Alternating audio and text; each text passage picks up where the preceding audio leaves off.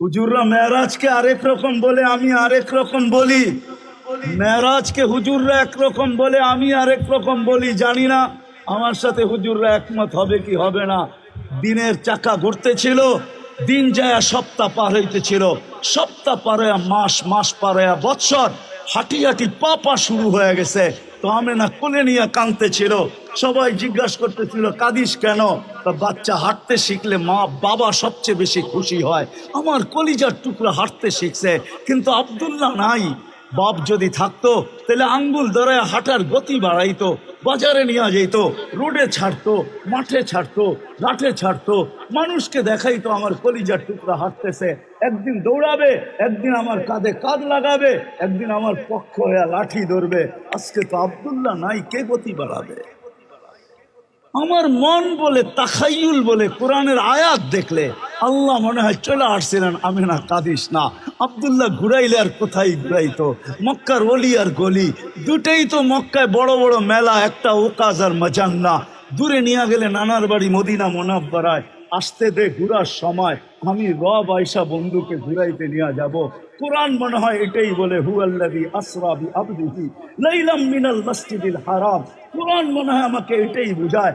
আমাকে সান্ত্বনা দেওয়ার জন্য মনে হয় ঘুরার সময় চলে আসছে। আল্লাহ আয়সা বন্ধুকে নিয়ে গেছেন মক্কা থেকে বাইতুল মুকাদ্দাস। ওইখান থেকে প্রথম আকাশ দেখাইছেন, দ্বিতীয়, তৃতীয়, চতুর্থ, পঞ্চম, ষষ্ঠ, সপ্তম, 7 আকাশ দেখাইছেন। বাইতুল মামুর দেখাইছেন, সিদরাতুল মুনতাহা দেখাইছেন, লৌহ দেখাইছেন, কলম দেখাইছেন, জান্নাত দেখাইছেন, জাহান্নাম দেখাইছেন। আর বাকি কি? আরশ উঠায় আরশের উপরে নিয়ে গেছেন, এটাও দেখেন। তারপরে বাকি কি? কুরসি, কুরসিও দেখাইছেন। তারপরে বাকি কি? বাবা কাউসাইনিয়া ও আদনা, পাশে বসায় নিজেকে দেখায় পাঠায় দিয়েছেন। ওই মুহাম্মদুর রাসূলুল্লাহ আদর্শ হিসাবে পাঠাইছে আল্লাহকে পাওয়ায় দেওয়ার জন্য। আফসোস, উম্মত যদি নবী চিনত, উম্মত যদি আল্লাহ চিনত, রব্বে কাবার কসম, এতটুক সময়ের ভিতরে রাত্র 12টা পড়ায়, 11:15 বাজতে চলছে। আর লম্বা করতে চাইতেছি না। যদি আরো আগে আসতাম হয়তো 2-3 ঘন্টা পাইলে হয়তো আপনাদেরকে কিছু দেওয়া যেত। আবার যদি জীবনে কোনোদিন সুযোগ থাকে, বাইচা থাকি, তাইলে আবার শোনাবো।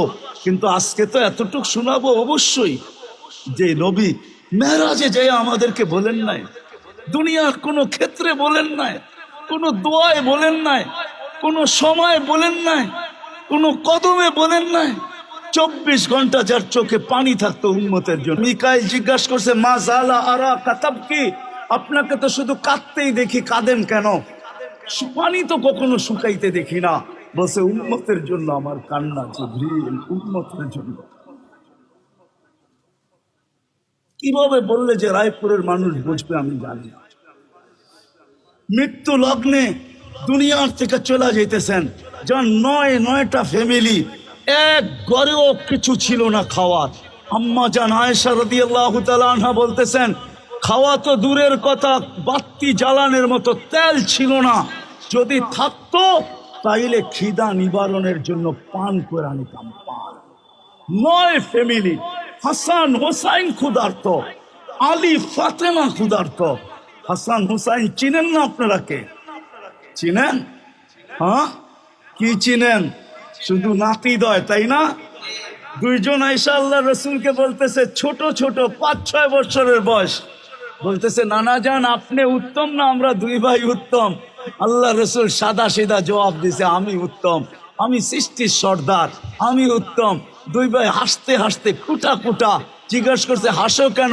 জবাব হয় নাই। তো তাহলে উত্তম কে? আমরা 2 ভাই। তাই কিভাবে? আমাদের আম্মাকে চিনেন? তো বলছে বলো। আম্মার পরিচয় দিয়া বলতেছে, উম্মুকা লাইসা বিশাই, আমার আম্মার সামনে আপনার আম্মা কিছুই না। আমাদের আব্বাকে চিনেন? বলছে পরিচয় দাও।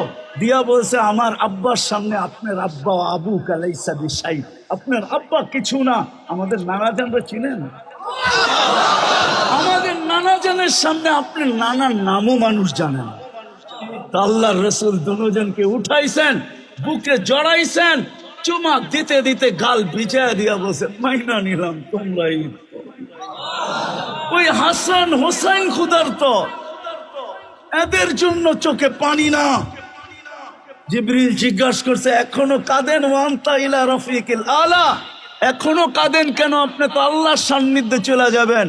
উর্দু জগতে খুশির বন্যা চলতেছে।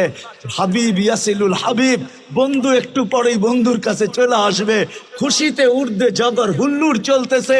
খুশি আর খুশিতে আত্মহারা হয়ে যেতেছে উর্দু জগতে। বন্ধু চিরদিনের জন্য বন্ধুর কাছে চলে আসবে। আপনি কাঁদেন, বসে ফামান লিবাদিলি উম্মতি।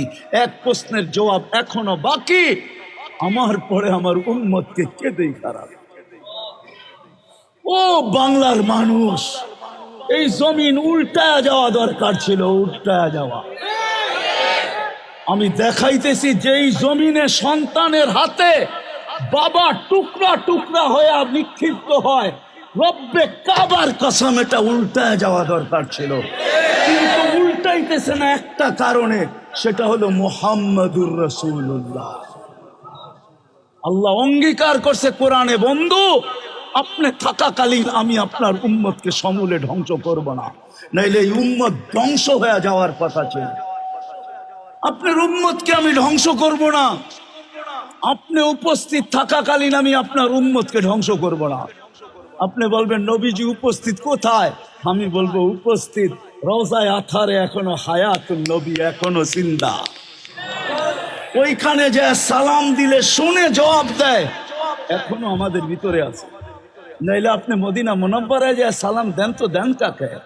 হায়াতুন নবী, কবরে জীবিত এখনো আছে, এই জন্য বেঁচে গেছি।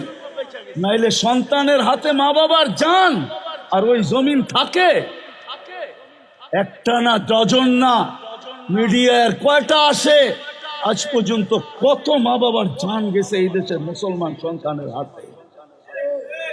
রাগ হয়েও না যুবক, নেটের পয়সা না পাইলেই মা বাবার গলার ভিতরে পা দিয়া ধরো, ঠিক না? হ্যাঁ, প্রবাসে বাপ থাকে, মাস যাইতে না যাইতেই ফোন শুরু হয়, 6 মাস পর পরই বায়না ধরা হয়, নতুন ব্র্যান্ডের মোবাইল আসছে, বন্ধুদের হাতে আছে, আমার হাতে না থাকলে কেমনে? বাইক কেনার জন্য বাপকে পাগল বানায় ফেলে, ঠিক না? হ্যাঁ, রাগ হয়ে গেল, বাপকে অকথ্য ভাষায় গালাগালি করে বাইক কিনা না দিতে পারবে। আমরা শুনি তো, প্রবাসে যাই তো, দেখা তো হয়, ওই জমিন টিকা থাকবে শুধু মুহাম্মদুর রাসূলুল্লাহর কারণে টিকা আছে। যে মৃত্যু লগ্নে আমাদের জন্য চোখের পানি ছাড়ায় গেছে, এখনো কবরে জড়াইতেছে। এখনো আমি ইচ্ছা করলে আনতে পারি এইখানে পুরা জামাত, এখনো কবরে ঝড়ান। বাংলাদেশের জামাত দেখছে আল্লাহর রসুল হাতিমে কাবায় পড়া কাঁদতেছে, জিজ্ঞাসা করছে ইয়া রাসূলুল্লাহ কাঁদেন কেন? এই জন্য আমি বড় জোর দিয়া বলি, বাংলাদেশের মানুষ সরল সহজ। আল্লাহর রসুল বলছে আমার বাংলাদেশের উম্মতের জন্য কাঁদি, সরল সহজ আমার উম্মতদেরকে মানুষ ছিনায় নিয়ে যাইতেছে, এদের ইমান ছিনায় নিয়ে যাইতেছে। কেউ স্লোগান দিতেছে ভাঙ্গা ঘরে থাকবো না, স্বামীর কথা মানব না, যে যেমনে পারতেছে আমার উম্মতের ইমান ছিনায় নিয়ে যাইতেছে। এই জন্য আমি কাঁদতেছি, এখনো কবরে কাঁদে। ওলামা বলুক কাঁদে কি কাঁদে না, কিয়ামতের দিনও কাঁদবেন। রাগ হয়ে যায় না। আমার পাশে যারা বসা আছেন, দুনিয়ার লাইনের পদস্থ, একটা ইউনিয়ন চেয়ার পাওয়ার জন্য মরতে রাজি, মারতে রাজি আমার জাতি। ইউনিয়ন পরিষদের আমাদের নবীজিকে কিয়ামতের দিন মাকামে মাহমুদের চেয়ার দেওয়া হবে। ফাতাহাজ্জাত বিহি নাফিলাতাল লাক আসা আইয়াব আসাকা রব্বুকা মাকামান মাহমুদা। কবরে আথার থেকে উঠবে, মাকামে মাহমুদে যাবে, আল্লাহ চেয়ার পাশে বসায় রাখবে, নিজের ডাইন পাশে। বলবে বন্ধু বসেন না, হাত রাইখা দাঁড়ায় থাকবেন। বলবো আমি বসবো না। আল্লাহ জিজ্ঞেস করবে কেন বসবেন না? বলে আমাকে বসায় কি করতে চান? আমি যদি বসি তাহলে আমার পিপাসিত উম্মতকে পানিকে পান করাবে। আমি যদি বসি তাহলে মিজানের পাশে যায়া উম্মতের দাড়ি পাল্লা কে দেখবে? যদি সামনে ঝুঁকে তো আলহামদুলিল্লাহ, যদি সামনে না ঝুঁকলো তো আপনি আমাকে প্রতিশ্রুতি দিছেন একটা না কয়েকটা আপনি প্রতিশ্রুতি দিয়েছেন, সাউফা ইউতিকা রাব্বুকা ফাতারদা, আপনি আমাকে রাজি করা ছাড়বেন। আপনি আমাকে প্রতিশ্রুতি দিয়েছেন লা ইউখজিকা ফি উম্মতিক, আপনার উম্মতের ব্যাপারে আমি আপনাকে লজ্জিত করব না। আপনি আমাকে প্রতিশ্রুতি দিয়েছেন সাল তু তা শাফি তু শাফা, আমি চাইলে নাকি দিবেন, আমি সুপারিশ করলে নাকি মঞ্জুর করবেন। আমি বসবো না, আমি তো মিজানের ওইখানে ছুটে যাব। যদি দাড়ি পাল্লা সামনে না ঝুঁকলো তাহলে আমি হাত উঠায় দিয়া ঝুঁকায় দিব, আমি বসবো না। ওইখান থেকে পুলসেরাতে ছুটা যাব, ওইখান থেকে পুলসেরাতে যে ছুটা যাব। যদি পার না হইতে পারে, জীবনে যদি আমার উপরে একবারও দুরুদ পড়া থাকে, আমি দুরুদের গাঁটটি দিয়া পার পাই। যে মাকামে মাহমুদের মতো চেয়ার পায়া আজকে দুনিয়া দেখা বুঝানো যাইতেছে না। মাকামে মাহমুদ কি চেয়ার, মাকামে মাহমুদ পেয়েও বসবে না। কার জন্য? উম্মতের জন্য। সমস্ত নবীরা কিয়ামতের দিন নফসি নফসি করবে। কিতাবে আছে মুসা আলাইহিস সালামের মতো নবী চিৎকার দিবে আর বলবে লা আসআলুকা উখতি ওয়ালা আসআলুকা উম্মি, মাকেও চাই না বোনকেও চাই না, আসআলুকা নফসি, আমাকে বাঁচান। জিবরিলের মতো মানুষ মাটিতে পড়বে আর চিৎকার দিয়ে বলবে রব্বি সাল্লিম সাল্লিম। ওই দিন এক আওয়াজ কিয়ামতের মাঠে থাকবে, আর দ্বিতীয় কোনো আওয়াজ থাকবে না, শুধু এক আওয়াজ থাকবে মুহাম্মদুর রাসূলুল্লাহ সাল্লাল্লাহু আলাইহি ওয়াসাল্লামের, রব্বি উম্মতি উম্মতি উম্মতি, রব আমার উম্মত।